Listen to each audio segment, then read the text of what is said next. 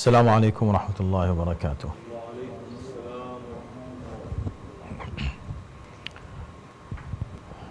حضرات، آج ماہ ذو الحجہ کی 26 تاریخ ہے 1444 اور جولائی کی 15 تاریخ ہے 2023، اور آج ہم سورہ مبارکہ ہود کی آیت نمبر 38، 39، 40 اور 41 کی تلاوت کا شرف حاصل کر رہے ہیں۔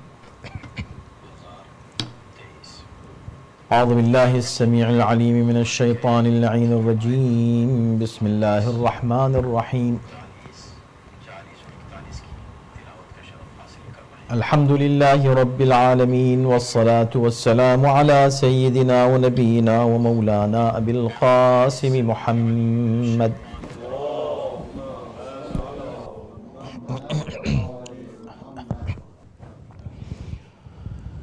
وآلہ الطیبین الطاہرین المعصومین، واللعنة الدائمة على أعدائهم أجمعين من الآن إلى يوم الدين۔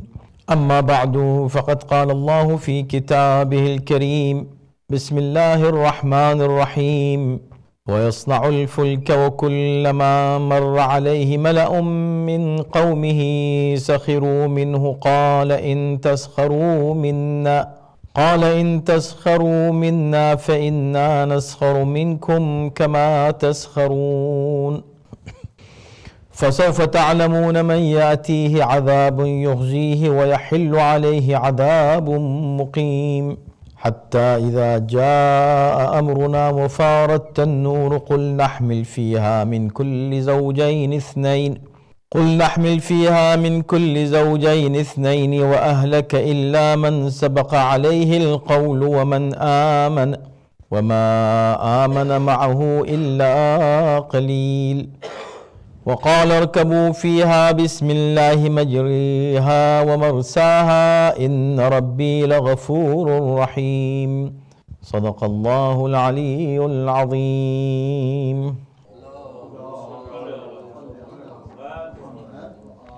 اور نوح کشتی بنانے لگے، اور جب ان کی قوم کے سردار ان کے پاس سے گزرتے تو ان کا مذاق اڑاتے۔ نوح کہتے کہ اگر تم ہم پر ہنستے ہو تو ہم بھی ایک دن تمہارا مذاق اڑائیں گے جیسے تم مذاق اڑا رہے ہو، پھر تمہیں جلدی معلوم ہو جائے گا کہ جس پر عذاب آتا ہے وہ اسے رسوا کر دیتا ہے، اور جس پر عذاب نازل ہوتا ہے ہمیشہ کے لیے ہوتا ہے۔ یہاں تک کہ جب ہمارا حکم آیا اور تنور ابلنے لگا تو ہم نے نوح سے کہا کہ اس کشتی میں ہر جاندار میں سے دو کے جوڑے سوار کر لو، اور اپنے گھر والوں کو بھی علاوہ ان کے جن کے بارے میں پہلے ہی فیصلہ ہو چکا ہے، اور ان کو بھی جو ایمان لا چکے ہیں، حالانکہ ان کے ساتھ ایمان نہیں لائے مگر کم لوگ۔ نوح نے کہا کہ اس میں سوار ہو جاؤ، اللہ ہی کے نام سے ہوگا اس کا چلنا بھی اور ٹھہرنا بھی، یقیناً میرا پروردگار بڑا بخشنے والا اور رحم کرنے والا ہے۔ سورہ ہود میں جب حضرت نوح کا تذکرہ شروع ہوا تو ظاہر ہے کہ اس تذکرے میں سب سے اہم تذکرہ حضرت نوح کے پورے واقعے میں ہمیشہ قرآن نے جب بھی ذکر کیا ہے، اور تاریخ میں بھی اگر ذکر ملتا ہے تو حضرت نوح کے ساتھ ان کی کشتی کا ذکر آتا ہے، اس لیے کہ سب سے اہم واقعہ ہے کشتی کا واقعہ، کیونکہ جب عذاب آیا قوم نوح پر تو اس کے لیے اللہ نے اس سے پہلے کہ عذاب آئے کشتی بنانے کا حکم دیا تھا۔ اس سے پہلے کی آیت میں ہم پڑھ چکے ہیں کہ اللہ نے حکم دیا تھا وَاصْنَعِ الْفُلْكَ بِأَعْيُنِنَا وَوَحْيِنَا، ہماری نگاہوں کے سامنے کشتی بناؤ اور ہماری وحی سے، ہمارے حکم سے بناؤ۔ اور اس سے بھی پہلے آیت نمبر 36 میں اس کا ریزن بھی پیش کیا گیا کہ کشتی کیوں بنائی جا رہی ہے، اس لیے کہ اب عذاب آنے والا ہے، اور یہ جو عذاب آنے والا ہے یہ عذاب بھی اس لیے آنے والا ہے کہ وَأُوحِيَ إِلَى نُوحٍ أَنَّهُ لَن يُؤْمِنَ مِن قَوْمِكَ، اب کوئی ایمان لانے والا نہیں ہے۔ تو عذاب جب بھی آتا ہے اور انہی لوگوں پر آتا ہے کہ جن کے تعلق سے امید ختم ہو جاتی ہے کہ یہ راہ راست پر آ سکتے ہیں، اور ظاہر سی بات ہے کہ اگر یہ بات اللہ کی طرف سے آئے، ہم تو امیدوں میں بات کرتے ہیں، ہم تو اندازوں میں بات کرتے ہیں، اللہ کی طرف سے بات یقینی ہوتی ہے۔ اللہ اپنے علم کے اعتبار سے گفتگو کرتا ہے اور بات کرتا ہے، تو اللہ نے فرمایا کہ اب یہ خدا کی طرف سے تھا، حالانکہ یہ بات نوح نے بھی کہی تھی، جو ہم اس کا ذکر اس سے پہلے کر چکے ہیں۔ سورہ نوح میں خود حضرت نوح نے کہا کہ اے پروردگار لن یلدوا الا کافرا فجار، یہ لوگ اب ان کی اولاد بھی جو ہوگی تو وہ بھی کافر و فجار ہوگی، فاجر ہوگی۔ تو خدا نے کہا کہ اب چونکہ اب ان کے واپس آنے کی کوئی گنجائش باقی نہیں رہی ہے، لہٰذا اب عذاب آئے گا، لیکن رحمت پروردگار یہ تھی کہ اس سے پہلے کہ عذاب آئے انہیں ایک اور مہلت دی جا رہی تھی کشتی بنانے کی، چنانچہ حکم دیا کشتی بنانے کا۔ تو دو اس میں پیغام تھے۔ ایک بات یہ کہ جب کشتی دیکھیں تو ہو سکتا ہے ہوش میں آ جائیں کہ بھئی یہ بات بڑی سیریس ہے، اس کا مطلب یہ کشتی انہوں نے بنانا شروع کر دی تو کچھ ہونے والا ہے، تو اس کشتی کے تصور سے ہی کم سے کم وہ لوگ راہ راست پر آ جاتے اور یقین کر لیتے کہ عذاب آنے والا ہے۔ دوسرے یہ کہ کشتی فوراً نہیں بنی، راتوں رات نہیں بنی، وقت لگا 80 سال 80 ایئرس۔ امام جعفر صادق علیہ السلام کی ایک روایت کے مطابق کہ حضرت نوح 80 سال تک کشتی بناتے رہے۔ یہ 80 سال تک کشتی بنانا کیا ہے؟ وَلَبِثَ فِيهِمْ أَلْفَ سَنَةٍ إِلَّا 50 عَامًا، 950 سال تبلیغ کی ہے جناب نوح نے، اور آخری وقت میں جب عذاب آنے والا ہے، عذاب کی اطلاع دیتے رہے، عذاب کی تنبیہ کرتے رہے، لیکن جب عذاب آنے لگا تو فوراً نہیں آیا۔ یہ بھی رحمت پروردگار ہے، عذاب فوراً نہیں آتا، موقع، مہلت۔ 80 سال کم سے کم، یہ جو 80 سال تھے اس میں تو پوری ایک نسل، بلکہ کئی نسلیں اس میں گزر جاتی ہیں، 2-3 نسلیں 80 سال میں گزر جاتی ہیں۔ اس میں کچھ لوگوں کو ہوش آتا کہ بھئی یہ کشتی بن رہی ہے، اتنی بڑی کشتی بن رہی ہے، اس کے بجائے کیا کیا قوم نے؟ وَاصْنَعِ الْفُلْكَ بِأَعْيُنِنَا، جب کہا کہ کشتی بناؤ تو اب ظاہر ہے کہ لفظ اصنع کا لفظ یعنی حکم آیا کہ بناؤ، تو اب کیا ہوا؟ وَيَصْنَعُ الْفُلْكَ، وَاصْنَعِ الْفُلْكَ وَيَصْنَعُ الْفُلْكَ۔ کہ قرآن کی بڑی بلاغت ہے اس میں کہ نبی کو جو حکم دیا جاتا ہے، جن الفاظ میں دیا جاتا ہے، اسی انداز سے وہ اس کو پورا کرتا ہے۔ حکم دیا گیا تھا کہ کشتی بناؤ، ہو سکتا ہے کہ یہ بات ہوتی کہ پھر وہ کشتی تیار کرنے لگے، نہیں، کشتی بناؤ تو کشتی بنانے لگے۔ جو لفظ استعمال کیا حکم میں، وہی حکم کی تعمیل میں لفظ ہے وَيَصْنَعُ الْفُلْكَ وَكُلَّمَا مَرَّ عَلَيْهِ مَلَأٌ مِّن قَوْمِهِ۔ ملأ کا لفظ بار بار آ چکا ہے۔ انبیاء کی مخالفت سب سے پہلے قوم کے ملأ کرتے ہیں، ملأ سردار، قوم کے سربراہ افراد، وہ لوگ جو سوشل لیڈر ہوتے ہیں، وہ لوگ سب سے پہلے انبیاء کی مخالفت کرتے ہیں، یہ تاریخ بتاتی ہے۔ تو کلما مر علیہ ملأ من قومی سخروا منہ، بجائے اس کہ سبق سیکھتے، بجائے اس کہ اس مہلت کا فائدہ اٹھاتے کہ اب یہ کشتی بننے لگی ہے، تھوڑا سا غور کرتے، فکر کرتے، اس کے بجائے سخروا منہ، مذاق اڑانے لگے، حضرت نوح کا تمسخر کرنے لگے۔ وہاں سے گزرتے تھے اور مذاق اڑا رہے، ہو گرمیوں کا زمانہ ہے، خشکی ہے، دور دور تک پانی کا نام و نشان نہیں، اور ایک کشتی بنا رہے ہیں، کشتی بھی کتنی بڑی، ذرا دیکھو تو صحیح، ہنستے اور وہاں سے گزر جاتے۔ اب ظاہر سی بات ہے کہ ہنسنا، تمسخر جو ہے نا، اس کو منع کیا ہے شریعت نے، خود قرآن نے منع کیا ہے۔ لا یسخر قوم من قوم، ایک قوم کسی قوم کا مذاق نہ اڑائے، کوئی گروہ کسی گروہ کا، کوئی فرد کسی فرد کا، کوئی مرد کسی مرد کا، عورت کسی عورت کا مذاق نہیں اڑائے، منع کیا گیا ہے، کیونکہ یہ کافروں کا طریقہ ہے۔ لیکن ایک عجیب بات یہاں پر یہ ہے کہ اب اس کے جواب میں یہی لفظ استعمال کیا جا رہا ہے، قال، اب نوح نے یہ کہا، ان تسخروا منا فإنا نسخر منکم کما تسخرون، اگر تم ہمارا تمسخر کر رہے ہو، تم ہمارا مذاق اڑاتے ہو، ہم بھی تمہارا مذاق اڑائیں گے جس طرح تم مذاق اڑا رہے ہو۔ اب یہ وہی لفظ کیوں استعمال کیا؟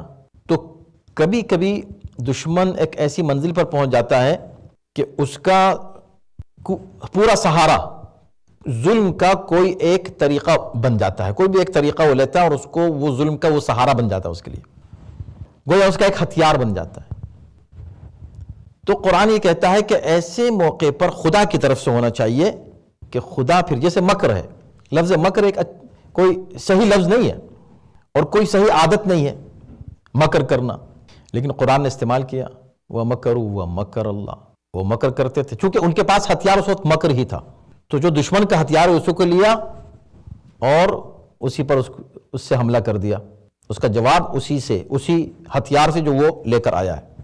البتہ ظاہر ہے کہ جیسے جو فرق جو اچھائی اور برائی میں، حسن و قبح میں جو فرق ہے وہ فرق باقی رہے گا، یعنی کہ ان کا مکر جو ہے اس میں دھوکہ ہوگا، اس میں فریب ہوگا، اس میں واقعاً جو مکر کے جو مفہوم ہم اردو میں لیتے ہیں وہ ہوگا، لیکن جب ہم خدا کی طرف اس کا لفظ اس کو منسوب کریں گے تو اس کا مطلب وہ نہیں ہوگا جو وہ جس طرح وہ مکر کرتے تھے کہ آ کے دھوکہ دے رہے ہیں منافقین، منافقت خود ایک مکر ہے، نہیں وہ نہیں، پھر خدا کی طرف سے مکر جو ہے نا وہ اللہ کی تدبیر، اسٹریٹجی، حکمت عملی، وہ اعمال و اقدامات جو شریعت کی طرف سے، انبیاء کی طرف سے، مؤمنین کی طرف سے ہونے چاہیے، وہ ان کی طرف سے مکر تھا، لیکن لفظ وہ استعمال کیا۔ اسی طرح یہاں پر ان تسخروا، اگر تم ہمارا مذاق اڑا رہے ہو، مذاق اڑانا بری بات ہے، ہم مذاق نہیں اڑاتے، ہماری عادتوں میں نہیں ہے، مومن کسی کی مذاق نہیں اڑاتا، لیکن دیکھیں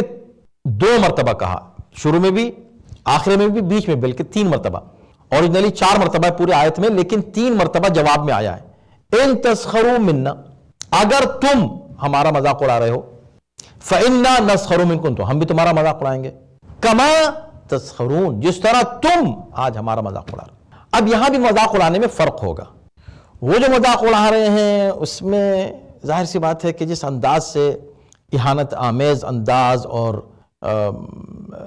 خلاف واقع، اس میں کوئی واقعیت نہیں ہے اس مذاق میں جس کا مذاق اڑا رہے ہوں، اس کے برخلاف، بلکہ حق کے خلاف بات کر رہے ہیں۔ یہاں الٹا ہوگا، یہاں سچائی ہوگی۔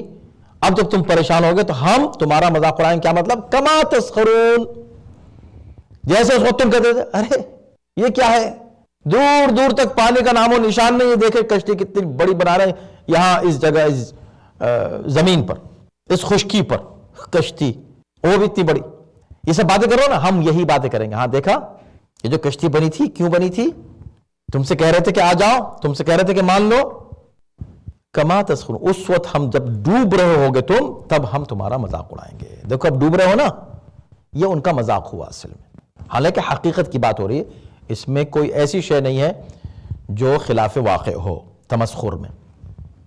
ایک دلچسپ بات یہاں یہ ہے، چونکہ الفاظ پر غور کرنے میں لطف آتا نا قرآن کے، اور آپ کو پتہ یہ کہ یعنی یہ ایک گویا اسلوب ہے گفتگو کا ہماری، کہ جب ہم دیکھتے ہیں قرآن کی آیات میں الفاظ پر توجہ، ان قال واحد کا صیغہ ہے، ان تسخروا منا، اگر تم ہمارا مذاق اڑاؤ گے، تو اب یہاں چونکہ قال کون کہہ رہا ہے؟ نوح، قال واحد کا صیغہ ہے، تو نوح اکیلے کہہ رہے ہیں کہ اب تم اگر مذاق اڑاؤ گے، تو منا کہا، منی نہیں، ان تسخروا منی نہیں، ان تسخروا منا، فإنا نسخر منکم، جمع کا صیغہ، پھر ہم تمہارا مذاق اڑائیں گے۔ کہا نوح نے، مگر کہہ رہے ہیں ایک گروہ کی جانب سے نمائندگی کرتے ہوئے۔ وہ کون ہیں؟ وہ لوگ ہیں جو حضرت نوح پر ایمان لے آئے، کم تعداد صحیح، لیکن اتنے تھے کہ ان پر جمع کا صیغہ استعمال کیا جا سکتا ہے۔ اس کا مطلب یہ کہ نبی جب جواب دیتا ہے، بات کرتا ہے، تو بات کرتا ہے خود اکیلا تنہا، لیکن دشمن کو جب جواب دیتا ہے تو وہ ان تمام افراد کی طرف سے جو نبی پر ایمان حقیقی معنی میں لا چکے ہیں ان کی طرف سے دیتا ہے۔ یعنی جب کشتی میں ہم سوار ہو جائیں گے تو میں اکیلے تو نہیں ہوں گا نا، اس وقت جتنے لوگ میرے ساتھ کشتی میں ہوں گے، تم ابھی ان کا بھی مذاق اڑا رہے ہو، وہ سب تمہارا مذاق اڑائیں گے، ہم سب مل کے تمہارا مذاق اڑائیں گے۔ تو مؤمنین کو شامل کر لیا اپنی اس گفتگو میں جناب نوح نے۔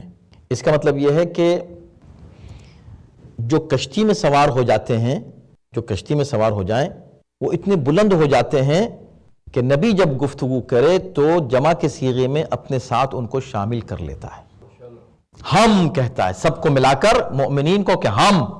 اس کا مطلب یہ ہوا کہ وہ افراد جو حضرت نوح کے ساتھ، وہ مؤمنین بہت ہی قلیل تعداد، 950 سال کی محنتوں کے بعد، اس کے لیے بھی روایت یہ ہے کہ 80 لوگ صرف تھے جو ایمان لائے تھے۔ 80 یعنی مختلف تعداد بیان کی گئی ہے، 80 سب سے زیادہ، جو روایت ہے 80 کی، ورنہ 8 کی بھی ہے، 7 کی بھی ہے کہ صرف 7 لوگ تھے۔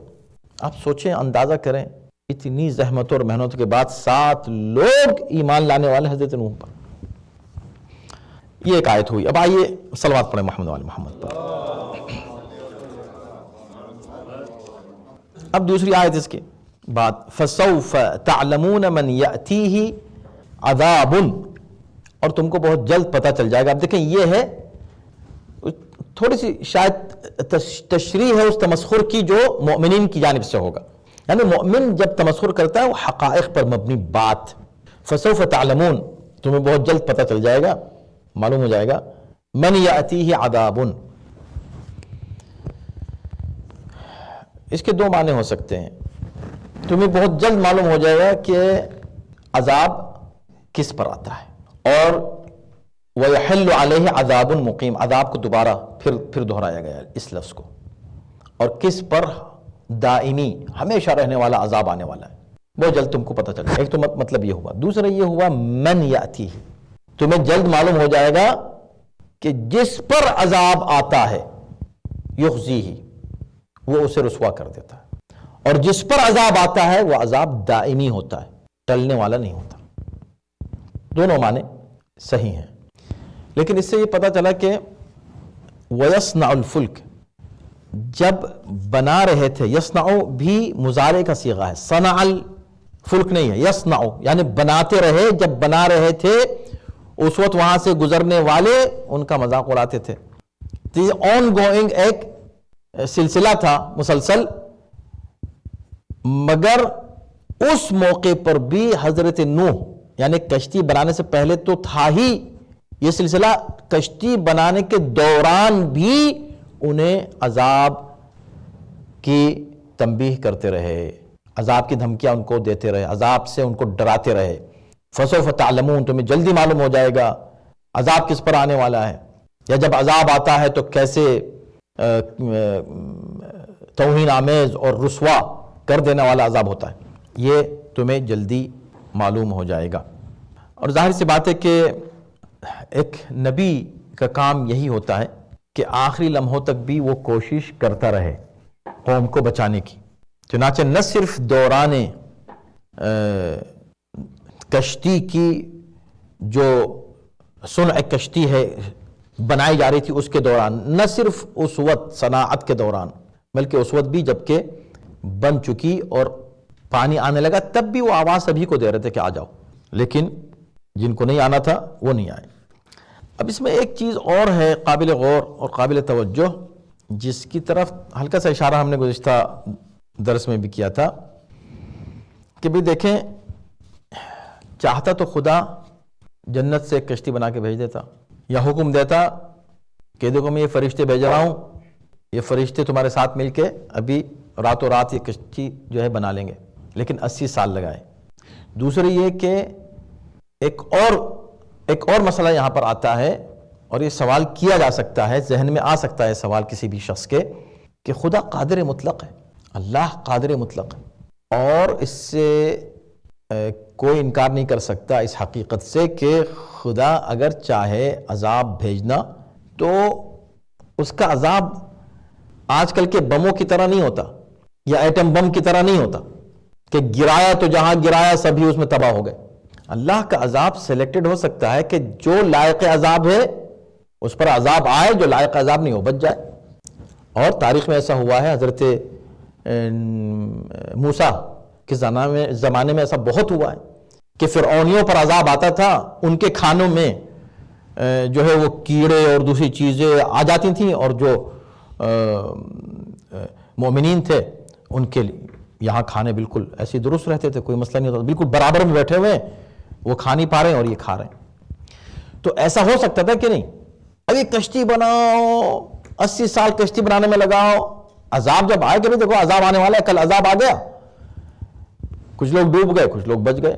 بلکہ بچنے والوں میں بھی ایک وہ روایت ملتی ہے کہ ایک خاتون جو ہے وہ روز آ کے کہتی تھی کہ ہاں بھائی کب آ رہا ہے عذاب؟ حضرت نوح کہتے ہیں ابھی نہیں آ رہا بھائی، جب آئے گا بتا دیں گے۔ پھر کب آ رہا ہے عذاب میں آ گئے، تو وہ اب کشتی میں سوار ہونے کے لیے روز آ جاتی تھی۔ آخر میں جب کشتی تیار ہو گئی اور کشتی لے کے مطلب کشتی روانہ ہو گئی، اور اپنا اس سے کہہ دیا گیا تھا کہ تم فکر مت کرو، جب کشتی بن جائے گی تو تمہیں بتا دیا جائے گا اور تم مطمئن رہو. تو اپنا مطمئن رہی. وہ پتہ چلا کہ عذاب آ بھی گیا اور طوفان آ بھی گیا اور کشتی چل بھی گئی. وہ اپنا آرام سے وہاں بیٹھی رہی، ہر چیز ڈوب گئی دنیا میں علاوہ اس جگہ جہاں وہ بڑھیا بیٹھی ہوئی تھی، وہ نہیں ڈوبی جگہ. اللہ نے اس کو بچا لیا. کیوں؟ اس لیے کہ اس کی نیت تھی سوار ہونے کی، اس کی نیت تھی سوار ہونے کی، وہ بچ گئی. اللہ سب کو ایسے ہی بچا لیتا. سوال یہ ہے کہ نہیں. وَاصْنَعِ الْفُلْكَ، کشتی بناؤ، تاکہ ایک یہ پیغام بھی دنیا کو ملے کہ اللہ اس دنیا میں عالم اسباب اللہ نے جو کریٹ کیا ہے اس کے عذاب بھی آتا ہے تو ایک ذریعہ ہے، عذاب سے بچنے کا ذریعہ ہے. عذاب سے تم براہ راست نہیں بچو گے، عذاب سے بچنے کے لیے ایک وسیلہ تمہیں اختیار کرنا ہوگا، اور وہ وسیلہ یہ کشتی ہے. اب ایک صلوات پڑھیں محمد وعلی محمد پر.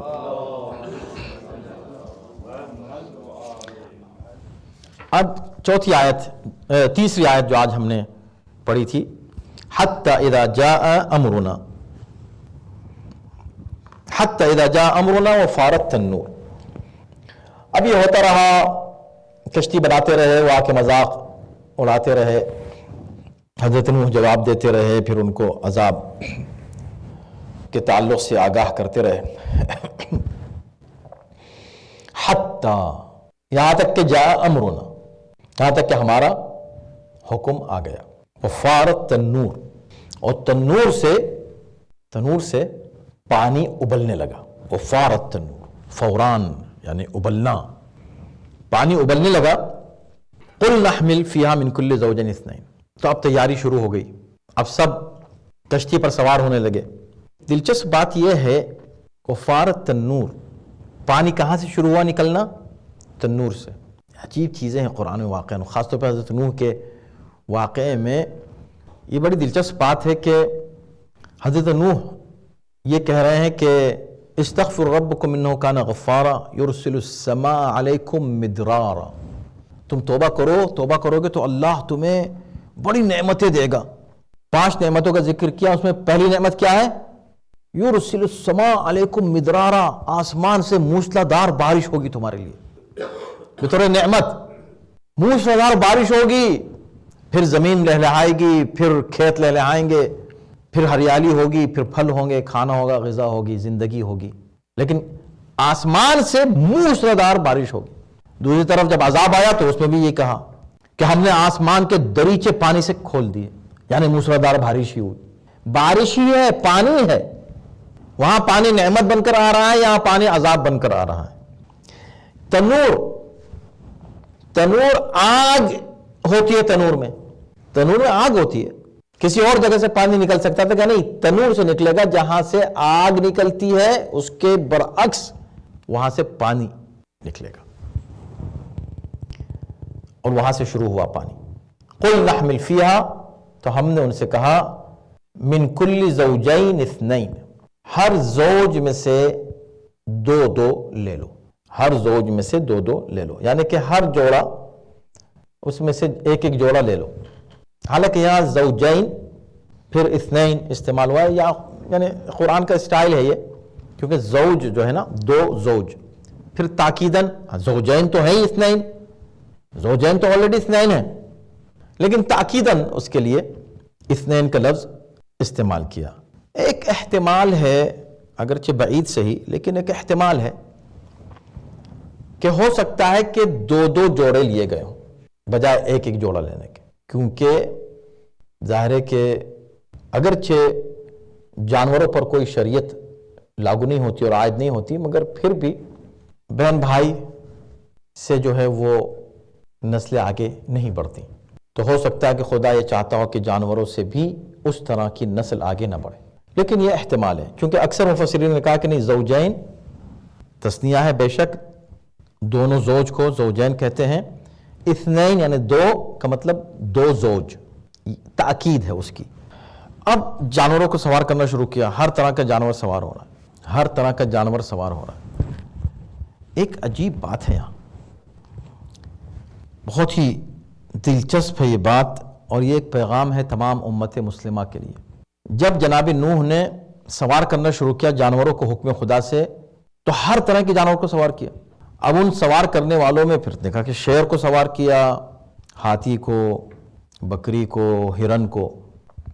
جب یہ سب سوار ہونے لگے تو حضرت نوح نے اللہ سے کہا پروردگار یہ سارے جانور اسی ایک کشتی میں اور سب ایک دوسرے کے دشمن ہیں، اے پروردگار ہوگا کیا؟ یہ شیر یہ تو بکری کو چھوڑے گا نہیں، یہ تو ہرن کو چھوڑے گا نہیں، میں دونوں کو سوار کر لوں ایک ہی جگہ؟ کہاں ایک جگہ سوار کر لو۔ کہا میرے تو دشمن ہے ایک دوسرے کے۔ کہا یہ بتاؤ کہ ان میں دشمنی کس نے ڈالی ہے؟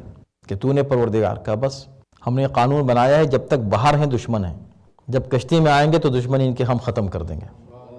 کشتی میں رہنے والے ایک دوسرے کے دشمن نہیں ہوں گے۔ اسی لیے پیغمبر اسلام نے فرمایا مثل اہل بیتی کمثل سفینۃ نوح، میرے اہل بیت کی مثال سفینہ نوح کی طرح ہے۔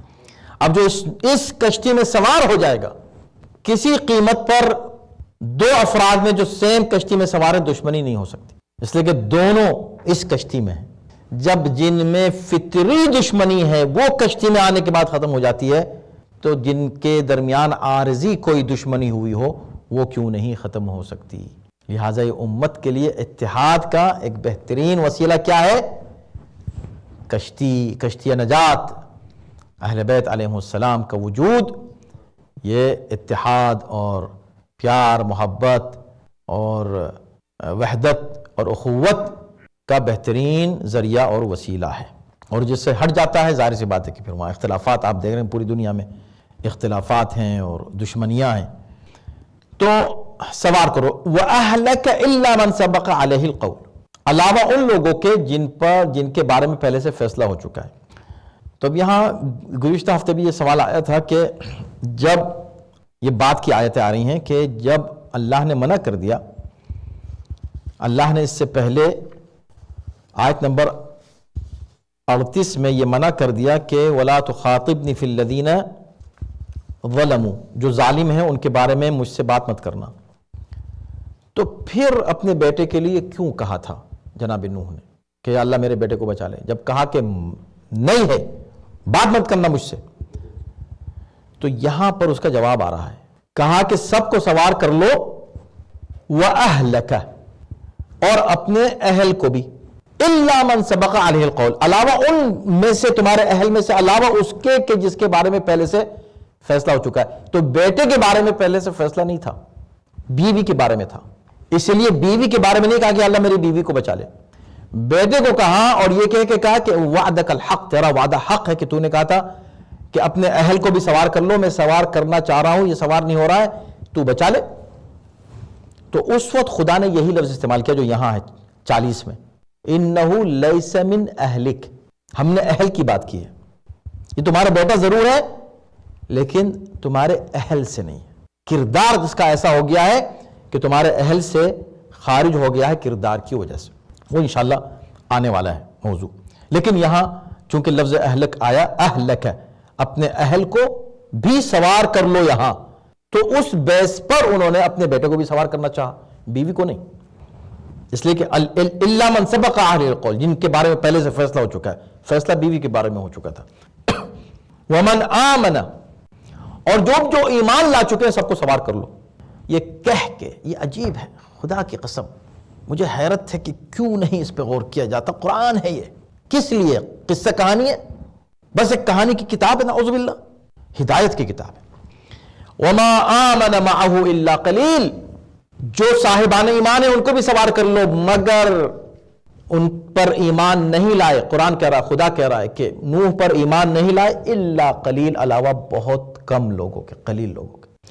ہمیشہ صاحبان ایمان قلیل رہے ہیں، قلیل، کثرت پر ناز نہیں کرنا چاہیے کبھی بھی، قلیل ہو، کوالٹی ہو، کوانٹٹی کی اسلام میں اہمیت نہیں ہے، کوالٹی کم مگر واقعی مومن، ایسے مومن کہ آگے کشتی میں سوار ہو گئے۔ صلوات پڑھیں محمد وعلی محمد۔ اب یہ چوتھی آیت، اس کو بھی ہم تمام کر دیتے ہیں۔ فَسَوْفَ تَعْلَمُونَ مَنْ يَأْتِيهِ، یہ تو ہم پڑھ چکے ہیں۔ اب اس کے بعد آیت نمبر 41 ہے، یہ بھی بہت ہی دلچسپ ہے۔ قَالَ ارْكَبُوا، اب جب حکم خدا آیا کہ سب کو سوار کر لو، مومنین کو بھی سوار کر لو، تو کہا چلو سب سوار ہو جاؤ، رکبوا فیہا، سوار ہو جاؤ اس میں، بسم اللہ مجریہا و مرساہا، یہ اب کشتی چلے گی بھی خدا کے نام سے، رکے گی بھی تو خدا کے نام سے، اس کا چلنا ٹھہرنا خدا کے نام سے ہوگا۔ یعنی کیا مطلب؟ کا مطلب یہ ہے کہ اگرچہ کشتی ہے مگر یہ کشتی اللہ ہی کے نام سے چلے گی، اللہ ہی کے نام سے رکے گی۔ حکم خدا جہاں ہوگا وہاں چلنے شروع کر دے گی، جہاں نہیں ہوگا وہاں رکنا شروع کر دے گی۔ گویا کہ یہ کشتی صرف خدا کے حکم سے چل رہی ہے۔ کشتی کے چلانے کے لیے آج کل تو انجن ہو گئے نا، انجن اور دوسری چیزیں یا ہوا کے ذریعے سے، کہ نہیں، اس میں بسم اللہ، اس میں خدا سے چلے گی، اس میں خدا سے رکے گی۔ اس کا چلانے والا، روکنے والا کون ہے؟ خدا ہے۔ اس کا مطلب یہ ہے کہ کشتی غلطی کر ہی نہیں سکتی، اس لیے کہ اگر چلانے والا غلطی کرے تو کشتی غلطی ہوتی ہے کشتی سے۔ چلانے والا کون ہے؟ خدا ہے۔ ان ربی لغفور رحیم، میرا پروردگار بڑا غفور و رحیم ہے۔ اب وقت تمام ہو رہا ہے۔ ہم نے آج کا عنوان رکھا تھا کشتی نوح کی امتیازی خصوصیات۔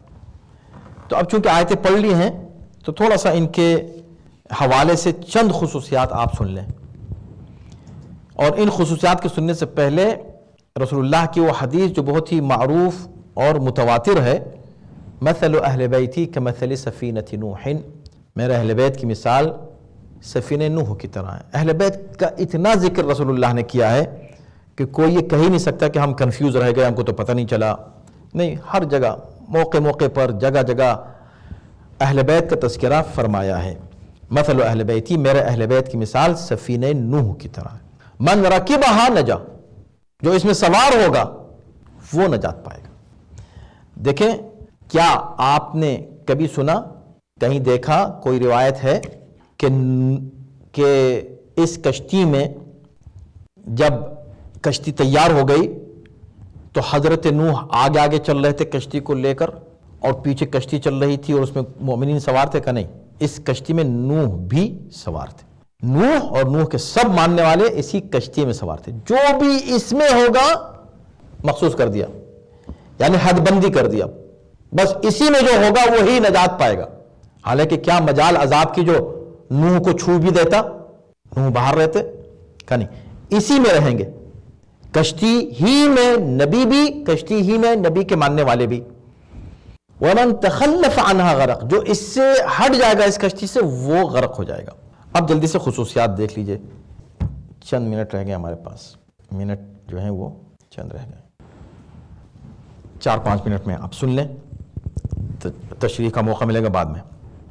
نمبر 1، وَاصْنَعِ الْفُلْكَ، یہ اس کی خصوصیت ہے، حکم خدا کہ تم بنانا، کشتی حکم خدا سے بنے گی، حکم خدا سے بنے گی، حکم خدا دے گا مگر بنائے گا کون؟ نبی۔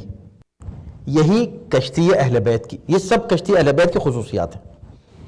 جو کیوں رسول اللہ نے نہیں کہا جنرلی کشتی کی طرح ہے، نہیں، کشتی نوح کی طرح ہے۔ تو اہل بیت کشتی نوح کی طرح، حکم خدا دے گا، اعلان نبی کریں گے، یا رسول بلغ، اعلان کون کرے گا؟ پیغمبر کریں گے، حکم اللہ کی طرف سے آئے گا۔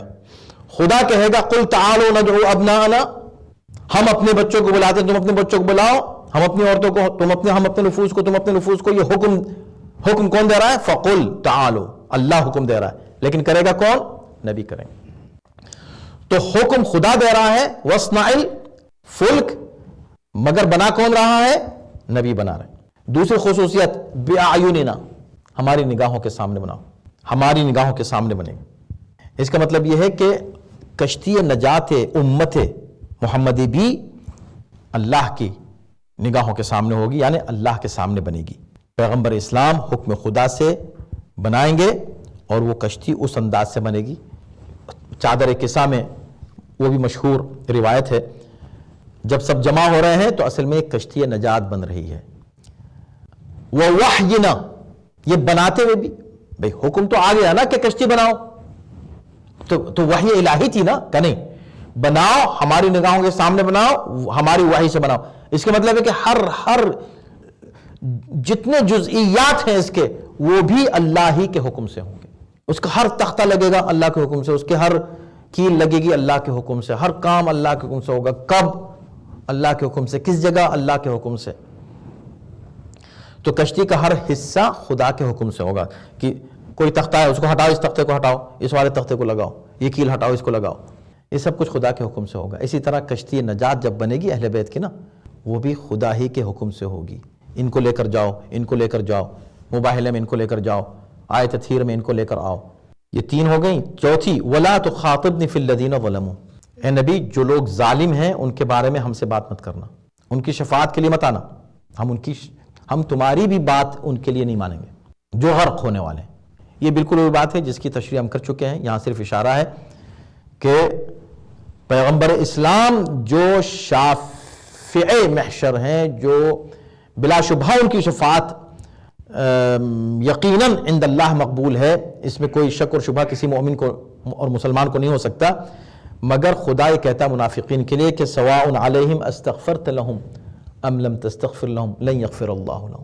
اے نبی منافق یہ وہ لوگ ہیں کہ اگر تم ان کی بھی شفاعت کرنے آؤ گے نا اور کہو گے یا اللہ اس منافق کو بخش دے, میں نہیں بخشوں گا. ایک جگہ ہے کہ 70 مرتبہ تم کہو گے کہ اس منافق کو بخش دو تو میں نہیں بخشوں گا. کیوں؟ اس لیے کہ منافق ہے. منافق کون ہے؟ علی کا دشمن. سب سے بڑی علامت اس کی کیا ہے؟ علی کی دشمنی. علی کی دشمنی کا مطلب کشتی کی دشمنی. اس کا مطلب یہ ہے کہ یہاں جیسے کشتی کے دشمن کے لیے خدا نے کہا کہ جو کشتی میں نہیں سوار ہو, کشتی کا دشمن ہو, اس کے بارے میں ہم سے بات مت کرنا کہ کشتی میں نہیں آ رہا پھر بھی ہم اس کو بچا دیں. نہیں بچائیں گے, ہم صرف کشتی والوں کو بچائیں گے. ہم سے مت کہنا کہ جو کشتی کے باہر کھڑا ہے یا اللہ تو اس کو ہی بچا دی, جیسے اپنے بیٹے کے لیے تم نے کہا. خبردار, وَلَا تُخَاطِبْنِ فِي الَّذِينَ ظَلَمُوا. اسی طرح نبی نے کشتی بنائی ہے, کشتی نجات اہل بیت کی کشتی ہے, بس جو اس میں آئے گا اسی کی شفاعت ہوگی. جو باہر کھڑا ہوگا اس کی کوئی شفاعت نہیں ہوگی, اور جو باہر کھڑا وہی منافق ہے.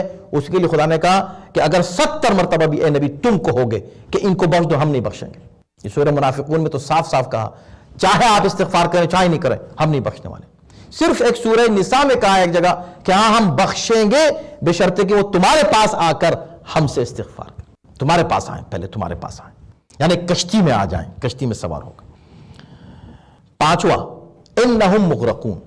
جو خصوصیت اس کی کیا ہے کہ جو کشتی میں سوار نہیں ہوگا بچنے والا نہیں ہے. لا عاصم اليوم من امر اللہ, صاف کہہ دیا. اس نے کہا کہ میں تو پہاڑ پہ چڑھ جاؤں گا, کہا نہیں, لا عاصم اليوم, آج کا جو عذاب ہے اس سے کوئی بچنے والا نہیں علاوہ وہ جو کشتی میں آ جائے. انہم مغرقون, وہ غرق ہو جائیں گے. اس لیے یہاں پر پیغمبر اسلام نے فرمایا وَأَن تَخَلَّفَ عَنْهَا غَرَقْ, جو اس سے ہٹ جائے گا اس کشتی سے وہ غرق ہو جائے گا, وہ نہیں بچنے والا ہے. کشتی میں آنا پڑے گا تم کو. 6ٹھی چیز ہے سخروا منہ.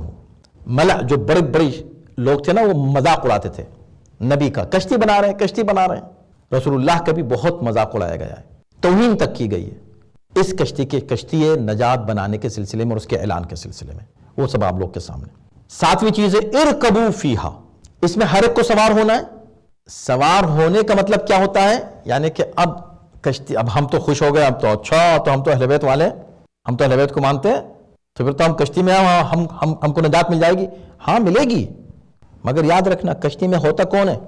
جب آپ کشتی میں سوار ہو جائیں تو کیا ایسا ہو سکتا ہے کہ کشتی آگے بڑھے آپ یہاں رہ جائیں, یا کشتی رک جائے اور آپ آگے چلے جائیں؟ جہاں کشتی رکے گی وہاں آپ رکیں گے, جہاں کشتی چلے گی آپ چلیں گے.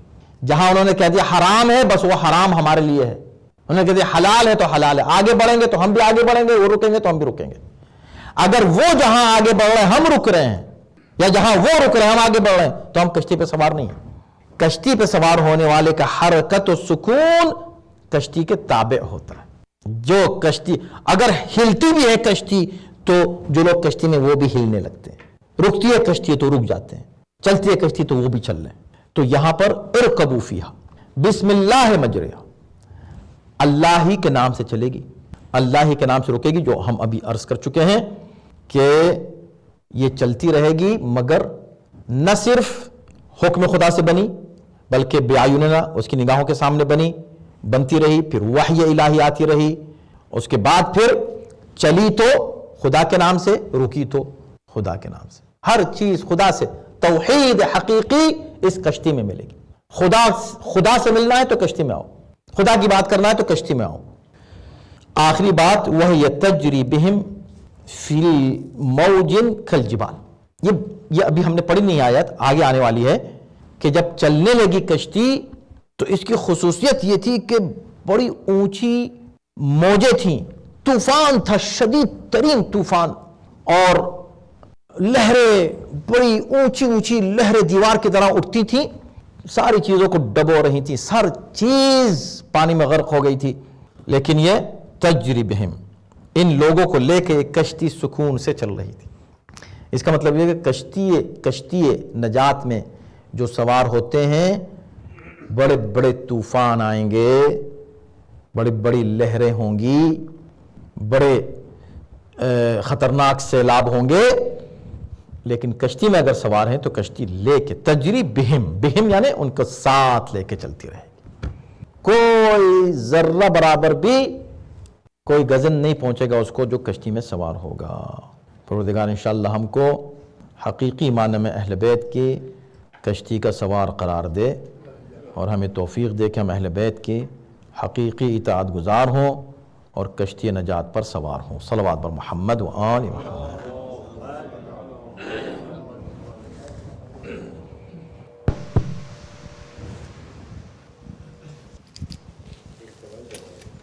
جی لا رہے ہوں, مائک لا رہے ہیں. ماشاءاللہ. کون ہے پڑھے؟ السلام علیکم. علیکم السلام. ایک آیت نمبر 40 میں ایک لفظ کچھ یہ سمجھ میں نہیں آ رہا کچھ. وہ علاقہ اللہ من سباق الیہ قولو, کہ جب یہ کہا گیا ہے کہ تم اپنے اہل کو مطلب کشتی میں سوار کر لو, ان میں بچہ کون تھا؟ تو ان کی بیوی بچی تھی, ایک بیٹا بچا تھا. اور اس میں یہ آ چکا ہے پہلے حکم آیا ہے ہمارا, تو پہلے طے ہو چکا تھا کہ تمہارا بیٹا بھی ماننے لایا, تمہاری بیوی بھی ماننے نہیں, لایا. بیٹے کے لیے طے نہیں ہوا تھا. تو مطلب یہ اہل میں کون آتا ہے پھر؟ اہل میں سب جو لوگ گھر میں ہیں, گھر میں. تو مطلب جب یہاں لکھا ہے وہ اہل اوریجنلی زیادہ جو لفظ اہل کا استعمال ہے وہ گھر میں جو بھی ہیں, بیوی بچے, خاص طور پر اولاد کے لیے اہل کا اولاد کے لیے. جی ہاں. تو مطلب اولاد اہل کو سوار کر لو یعنی بچوں کو سوار کر لو. سوال کر لو. ہاں. لیکن اس میں پھر ہے الا من سباق الیہ, اللہ علاوہ ان کے جن کے بارے میں پہلے سے حکم آ چکا ہے, تو اس کے بارے میں آ چکا ہے. اس میں یہ نہیں آ رہا ہے, مطلب کیا کہتے ہیں, جبکہ انہیں معلوم جو ہے نا ایکسیپشن ہے, یعنی کہ سب کو سوار کرو, اس کو مت سوار کرنا جس کے بارے میں فیصلہ ہو چکا ہے, یعنی بیوی کو نہیں. اور بیٹے کو, پھر بیٹا کیسے رہ گیا؟ مطلب جب بیٹا تو دیکھیں نا, وہاں پر حضرت نوح یہ کہہ رہے ہیں یا اللہ میرے بیٹے کو بچا لے, تیرا وعدہ حق ہے. جواب کیا آ رہا ہے؟ یہ تمہارے اہل سے نہیں ہے. یعنی نوح اسے اپنا اہل سمجھ کر, چونکہ اہل کی اجازت ہے صرف سوار کرنے کی, اسے اپنا اہل مان کر اس کے لیے کہہ رہے ہیں, بیوی کے لیے نہیں کہا, اس لیے کہ اس کے بارے میں تو طے ہو چکا تھا کہ وہ غرق ہوگی. لیکن بیٹے کے لیے طے نہیں تھا کہ غرق ہوگا, وہ تو ماں کے انفلوئنس میں آیا, اس نے ضد کی, آخری وقت تک وہ اس کو بلاتے رہے, سوار کراتے رہے. پھر اللہ سے کہا, اللہ تو نے کہا تھا کہ میں بچاؤں گا, یہ میرا اہل ہے. تو خدا نے کہا ہاں میں نے کہا تھا اہل کو بچاؤں گا, مگر یہ تمہارا اہل نہیں ہے. تو یہ بیٹے کا اس میں نہیں آتا وہ امن آمنا کہ وہ بھی بیٹے بھی, یہ تو خدا تعالیٰ کو معلوم تھا کہ بیٹے ماننے لایا ہے. ہاں ہاں, تو وہاں بھی اس کا بھی طے کر دیا ہوگا یا بیٹے کا بھی؟ ہاں ہاں بالکل, وہاں بھی بیٹے کا طے ہو گیا, خدا کو تو معلوم تھا. تو پھر بابا کی نوح علیہ السلام بیٹے کے لیے کہتے ہیں نہیں, اہل کی وجہ سے نا, چونکہ اہل کے لیے تھا. اہل ہے نا, اہل اس میں صاف لکھا ہوا ہے کہ دیکھو تم جانوروں کو سوار کرو, اہل کو سوار کرو, جو صاحبان ایمان ہیں ان کو سوار کرو.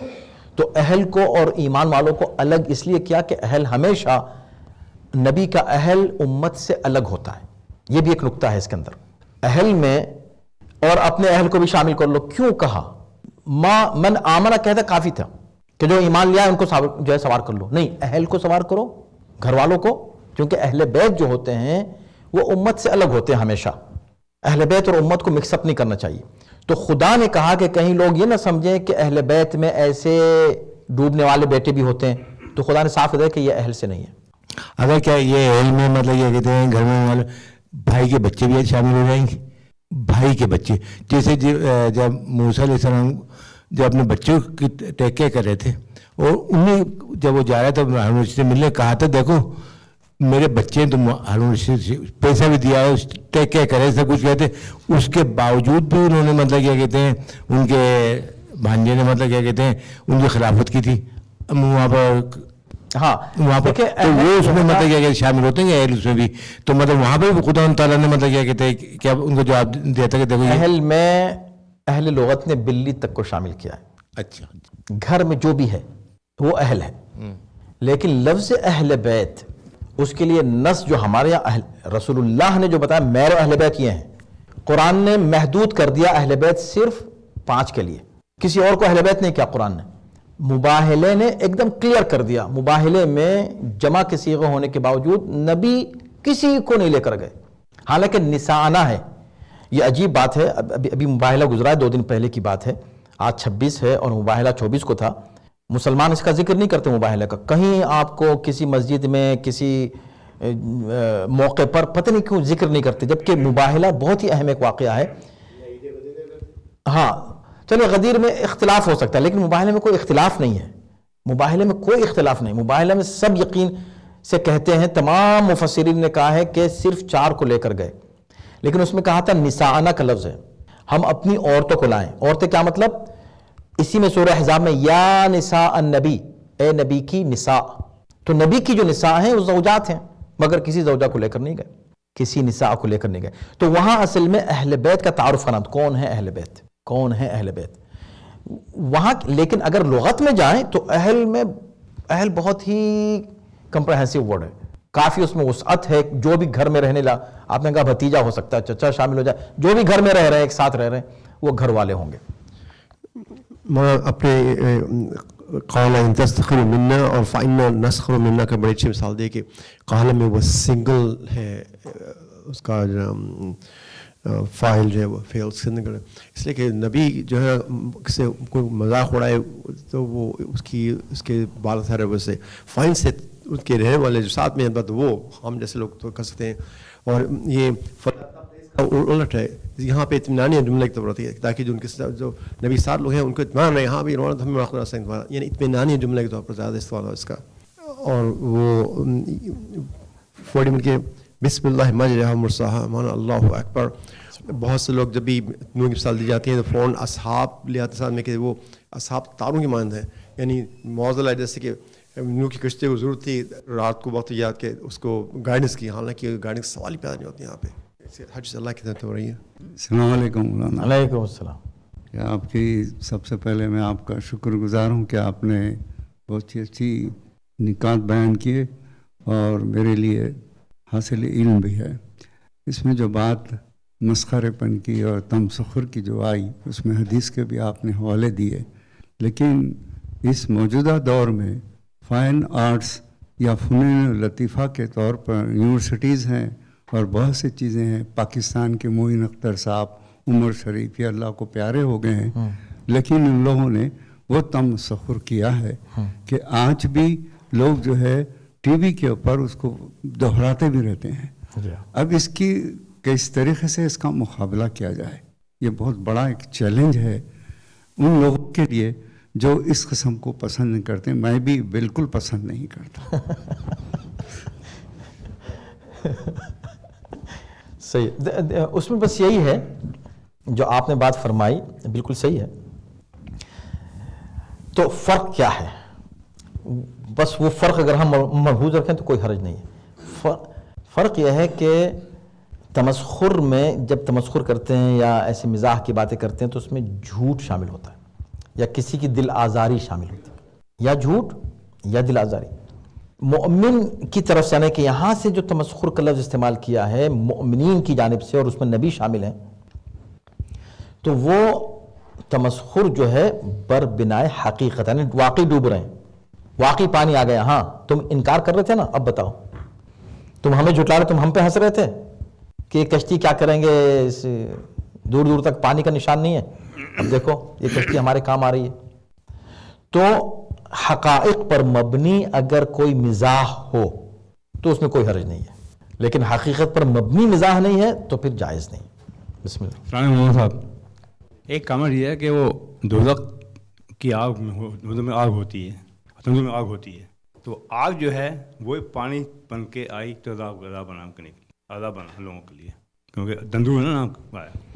اچھا سوال میرا یہ ہے مولانا صاحب، کیا سلیکٹیو تھے اینیمل؟ کیونکہ کہ اگر آپ دیکھیں صرف پرندے وہ ہزاروں لاکھوں ہیں، تو کیا اتنے سب آگے تھے کیا پرندے دنیا کے؟ اور جو صرف جانور آگے دنیا کے تو بہت جانور تھے، مطلب اگر کاؤنٹ کریں تو یو کین کاؤنٹ ہم. تو کیا اس میں سلیکٹیو تھے کیا؟ کیونکہ یہ کہتے ہیں سب کو لاؤ، تو کتنے مطلب وہ تو بہت تھے، لاکھ کروڑوں میں آئیں گے وہ. اللہ کی قدرت سے کوئی بعید نہیں ہے. ان کا صرف پکارنا تھا. حضرت نوح کو پکڑ کے نہیں لانا تھا. حضرت نوح کا کام تھا آواز دینا، اور جو آواز دے رہے تھے چونکہ ہر چیز یہاں خدا کی طرف سے ہو رہی، صرف بیچ میں ذریعہ حضرت نوح ہے.